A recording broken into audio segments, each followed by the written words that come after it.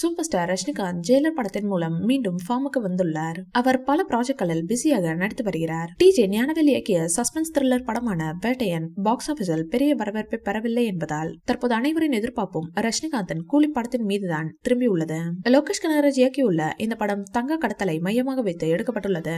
ரசிகர்கள் ஆவலுடன் படத்தின் ரிலீஸை எதிர்நோக்கி காத்திருக்கின்றனர். முதலில் மே தினத்தில் கூலி வெளியாகும் என்று தகவல்கள் வெளியானது. எனினும் இப்படத்தின் பணிகள் இன்னும் முடிவடையாத காரணத்தால் கூலி திரைப்படத்தின் ரிலீஸ் தேதி தீபாவளிக்கு மாற்றப்பட்டுள்ளது. பண்டிகை காலத்தில் அதிக வசூல் கிடைக்கும் என்பதால் படக்குழு இந்த முடிவை எடுத்துள்ளதாக தெரிகிறது. நடிகர் ரஜினிகாந்தின் உடல்நிலை மற்றும் பிற காரணங்களால் சிறிது இடைவெளிக்கு பிறகு படப்பிடிப்பை மீண்டும் படக்குழு தொடங்கியுள்ளது. ரஜினிகாந்த் சார் கூலி படத்தில் தங்க கடத்தல்காரராக நடிப்பதாக கூறப்படுகிறது. இந்த படத்தில் அக்கினேனி நாகார்ஜுனா, சத்யராஜ் மற்றும் சௌபின் ஷாஹர் உள்ளிட்ட பலர் நடிக்கின்றனர். அனிருத் ரவிச்சந்தர் இசையமைக்க Kalaipuli S Thanu we creations பேனரில் இந்த படத்தை தயாரிக்கிறார். கூலி படத்தில் மொத்தம் 4 பாடல்கள் தானாம். அதில் 2 பாடல்களை முடித்துவிட்டதாகவும் ஒரு பாடல் வெளியாக இருப்பதாகவும் அனிருத் சொல்லியிருக்கிறார். அந்த பாடலை ரஜினி அவர்களை பாடியுள்ளாராம். இந்த வீடியோ பிடிச்சிருந்தா லைக் பண்ணுங்க, ஷேர் பண்ணுங்க.